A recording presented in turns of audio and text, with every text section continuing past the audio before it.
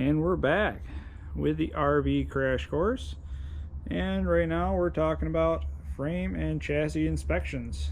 Always want to check things over. Visual helps keep things from breaking down when you're traveling. Usually I like to start up front, check around the coupler, make sure there ain't cracks, tears. This pinch seam right there, make sure that doesn't have any hairline cracks coming up and down the side. Check to make sure the welds aren't cracked at all. Everything looks good right here. No problems all the way across that. There's no splits or tears around the jack post. Everything looks good all the way down. Make sure the frame for the propane tanks is nice and sturdy. Don't want the propane tanks to fly away when you're traveling down the road. Make sure your torsion bar things are nice and secure. They're not floating around. Everything's secure. You want to check to make sure the frame looks visually straight all the way down, so it's not bending and bowing, as that sometimes happens when there's too much preload on the bars. So make sure that all looks good. Your battery racks, you want to make sure look like they're good. All the bolts are secure. If they're bolted in or welded, nothing looks too rusty. Everything looks like it's in good place. Your battery straps are nice and tight. They're not rotted away, because you don't want a battery flying away on you, so everything is secure. All the cables look good. There's no abrasions. All the loom is good. Nothing rubbing through. Check underneath to make sure nothing's hanging down. That thing right there is just part of your hookup cable for hooking up the power to the vehicle. So that will not be hanging down when you're driving. That is the gas line that is factory hung, so that's good condition. Everything looks good up front.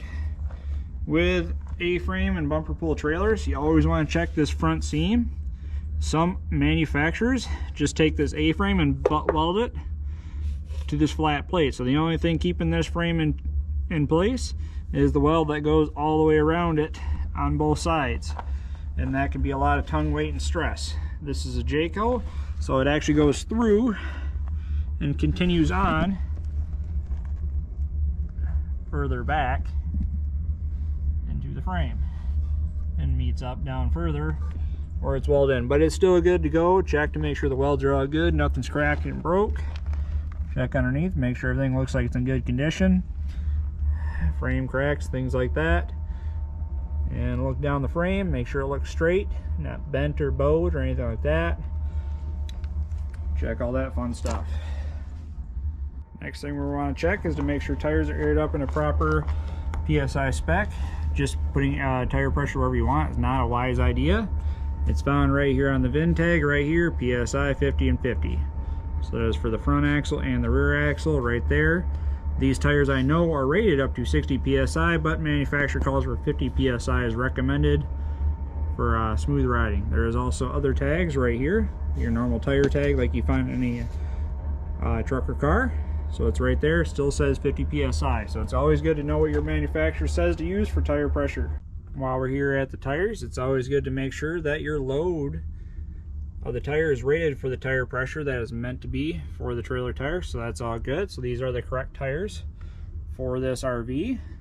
And then you also want to check date codes on tires. So you got this 4-digit number here, you got 1617. These tires are manufactured in the 16th week of 2017. So, yes, the tire tread is great on these tires. There's plenty of tread left on these. They could go for a long time if you go by tread depth. But with RV tires, they sit around a lot. They dry out, they just wear out. And it is always recommended to replace RV tires, motorhomes, bumper pull, anything like that, trailer tires, around every 7 years. So being 2024, these tires, even though they look good, they are due for replacement this year. I've seen them pushed 20 years on tires and they survive. But when you're on that long road trip down south in the heat of the summer, the last thing you want to do is be changing a tire alongside the road in 120-degree weather, and when they blow out, they will destroy all your fenders and they'll blow up on the inside. You'll end up losing your inside of your wheel well, which is in part of your inside of your RV, and you can make a big mess when a tire blows out just because you didn't want to change them when they were needed. So it is unfortunate. These Goodyear Endurance tires are due for being changed, but we're going to play on the safe side, and later this year we're going to get it changed. One thing you can also do and check when you're at your tires is you got your hubs. These are greasable ones. You can pull this cap off and there's a grease zerk inside them to make sure the bearings get greased. You can grease them like that. Some people like to do that every year and pump more grease in there, and that's okay. But eventually there's only so much space inside that hub for grease to handle, for it to handle grease. Eventually it's going to come out somewhere. It's going to either come out this cap, or most likely it's going to come out the rear seal on the back side and seep out and then end up on your brake drums and cause a lot of problems, and your brakes will not work then because grease does not allow braking things to happen. So yes, you can quick grease them by this, but it's recommended to take everything apart, take the hubs off, inspect all your bearings, and really make sure everything looks good on the inside. So you're just taking everything apart and putting it back together and greasing the bearings individually. Those I recommend, you know, once every other year. That's just how I tend to do them. I try to keep an eye on things and make sure the hub temperatures are cool.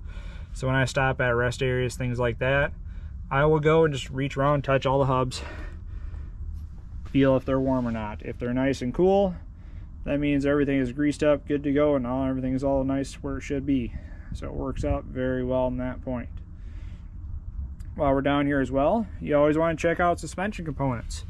Make sure everything is good. Make sure these shackles aren't getting wore out and oblong and falling apart. You want to check to make sure your leaf springs, there's no broken springs, everything looks like it's in place. All your mounts, all your welds are good, nothing's bent, broken, or falling apart. Your equalizer is in good condition, not rusting or falling apart or cracked. Checking everything over, make sure all your U-bolts are in place on your axles. Make sure one of those didn't get broken of any kind like that.